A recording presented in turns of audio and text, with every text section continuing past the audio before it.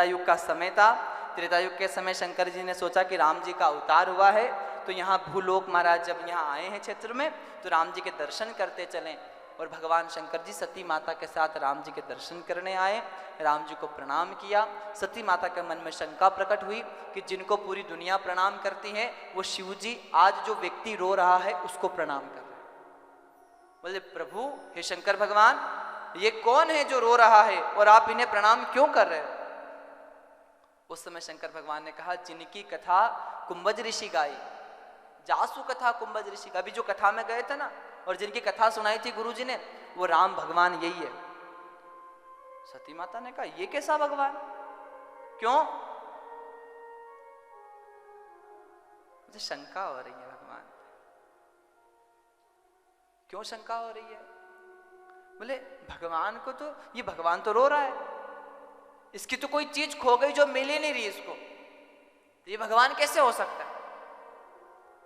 शंकर भगवान ने कहा, सती माता, ये ऐसा है कि नारद जी ने श्राप दिया था, और श्राप दिया था कि वियोग में रोना पड़ेगा, तो भगवान उस श्राप के लिए लीला कर रहे हैं और श्राप को पूरा कर रहे हैं, इसलिए भगवान की लीला है।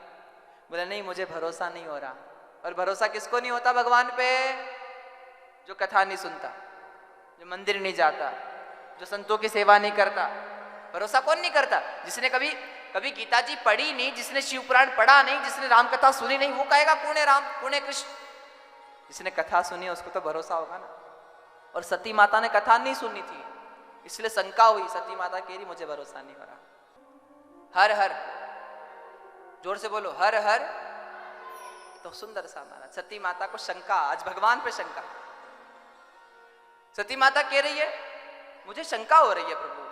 भगवान शंकर ने समझाया, शंका क्यों हो रही? मैं कह रहा हूं भगवान ने बोले नहीं, मुझे परीक्षा करनी है। शंकर जी ने कहा, जाओ परीक्षा कर लो। गोस्वामी जी ने लिख दिया क्या? होय है वही जो राम रचि राखा, को करी तरक बढ़ावे साथ। होगा वही जो भगवान ने रचा है महाराज। और तर्क महाराज, सती माता गई, विचार किया क्या बन के जाऊं? बोले राम जी जिस चीज को खोज रहे हैं वही बन के जाऊं। और सती माता धरी सीता कर रूप, सीता का वेश बनाकर पराम्बा भगवती परीक्षा करने गई। और जब परीक्षा करने गई महाराज, उस समय संतों ने देखा, अब कोई बच्चा भी हो तो कह दे कि ये सीता जी नहीं है। क्यों? बोले सीता का भेष बनाकर सती माता राम जी के आगे आगे चलने लगी, और मां जानकी राम जी के आगे नहीं चलती थी। मां जानकी तो राम जी के पीछे चलती थी।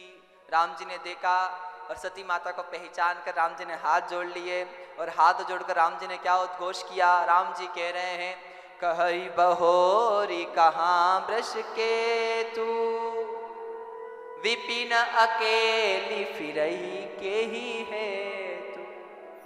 मानो भगवान राम जी सती माता से कह रहे, माता जी इस घनघोर जंगल में अकेली क्यों भ्रमण कर रही? वो पिताजी कहाँ है? और जैसे ही कहो शंकर जी कहाँ, सती माता घबरा गई, बोले ये तो पहचान गए। सती माता दौड़ने महाराज वापस आने लगी। अब जहां देखे वहां सती माता को राम दर्शन हो रहा है महाराज। समझ गई ये राम तो परमात्मा है।